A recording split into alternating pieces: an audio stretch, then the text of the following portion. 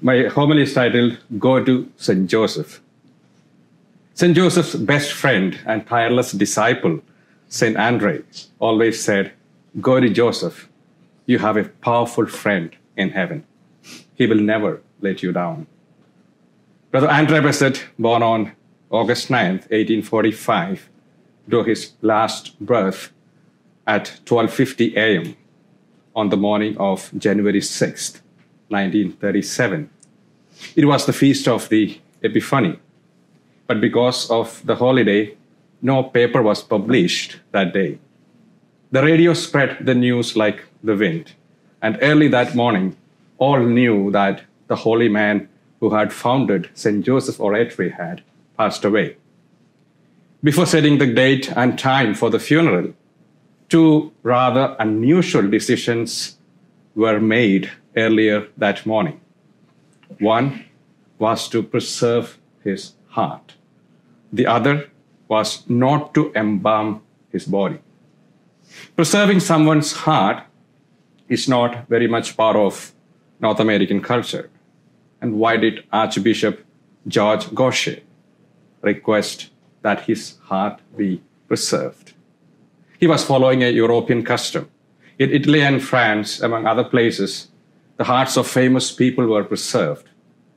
In its biblical sense, the heart is the dwelling place of generosity, love, affection, commitment, and all that is inspiring in someone's life. So the Italian and French preserved the hearts of their kings, their great army generals, the great benefactors of the nation. So Archbishop decided there were even better reasons to preserve Brother Andre's heart when people realized how much he had loved them. Since then, the superiors of the oratory have considered several times putting the heart back into the coffin where it belongs, but people did not agree. So it has stayed in the museum under subdued light, and people stopped there for a moment of meditation or silent prayer. In the month of March 1973, it was stolen for some unknown reason, but after a year and a half, an anonymous phone call led the police to where it was. So today it is back in its place in the museum. Every day, people pray there as they go near to his tomb next to the crypt church. Many speak to Brother Andre as if he were alive. In the mail, they regularly note phrases like, I went to see Brother Andre, and I said to him, please do something. I can't cope with this situation any longer. Help me. Now people speak to him as they would to a dear friend living with God. The other decision made early in the morning of 6th January was not to embalm Brother Andre's remains. They decided that Brother Andre should lie in state for 6 days and nights until the 12th of January in an open coffin in a warm church crowded with people.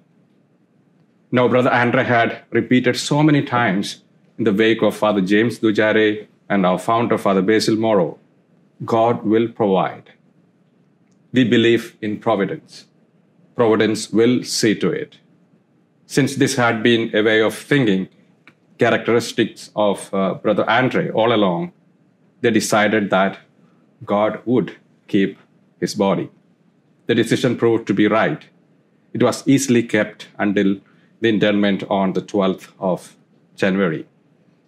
On the morning of January 6th, when Brother Andre had just died, a crowd gathered in front of the hospital. Brother Andre was dead, and all wanted to see him one last time. It lasted all morning and afternoon, and at 3 p.m., a black wooden casket had been purchased, and his remains were brought back to the oratory in a hearse. A large crowd had gathered near the hospital, ready to follow in procession along the snowy streets, while church bells tolled in mournful tones to mark his passing. A few hundred of the students of St. Lawrence College, who were still on their Christmas recess, decided to go despite the rain and cold winds. The endless procession followed the hearse in silence at a slow pace between two rows of people who had gathered on either side of the street. It took them almost 2 hours to walk the 3 miles to St. Joseph Oratory. Outside, the drizzle had changed into a freezing rain, blown by an increasingly strong cold wind. But people kept coming from 6th January through the 12th of January during the worst of typical Canadian winter. Andre's firemen friends served round the clock as ushers and let people in one door 4x4 and out through another door after they had filed past the wooden coffin.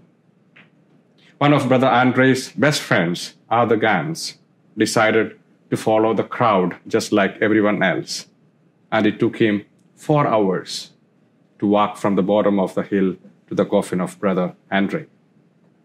On January 7th, the front page headline of the daily paper read, 1 million people will file past Brother Andre's coffin.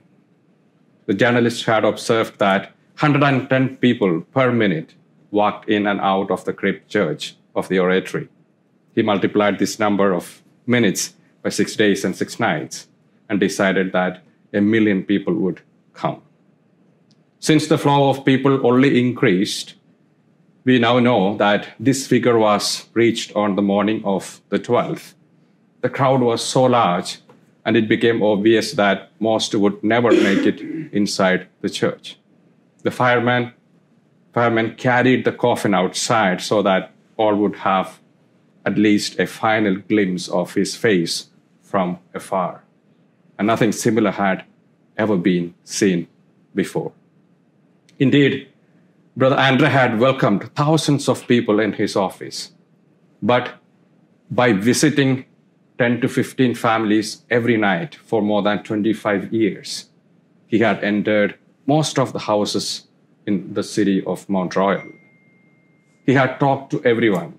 He had entered the intimacy of their illness, their quarrels, their poverty and pain, their joys and sorrows. Now they realized how much he had loved them, and they would not go without at least paying the last visit as their most dear friend. The cold winter only made their gratitude more obvious. No wind, no freezing rain, no snow, nor anything else could keep them at home. Special trains had to be scheduled from Canadian provinces as well as from New York and the 6 New England states where he had visited people for 2 or 3 weeks every spring and fall. And with the flow of visitors, Montreal's transit system was jammed, and many more trolley cars had to be added to the main lines as well, to the one running in front of St. Joseph Oratory.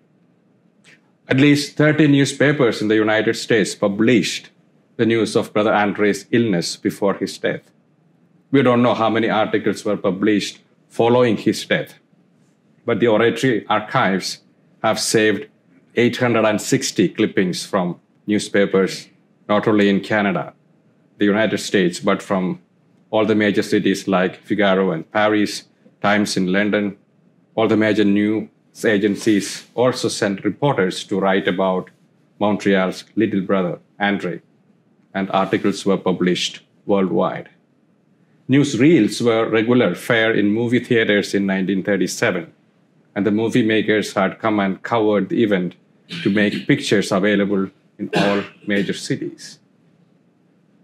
One of the most important aspects of Brother Andre's life was hospitality, which may be defined as the radical acceptance of others. To truly listen to people's anguish, their stories, and their suffering became his holy hospitality. People felt heard by Brother Andre, even though their encounters with him were often brief. They experienced a recognition from another human being that their lives mattered. When doctors and healthcare workers gave up on people's healing, Brother Andre accepted them. He put a spiritual arm around them. He comforted them with his integrity and his prayerful heart. Hospitality for Brother Andre became his life, and true acceptance of people became his spiritual story. May we embrace true hospitality. Saint Brother Andre, pray for us.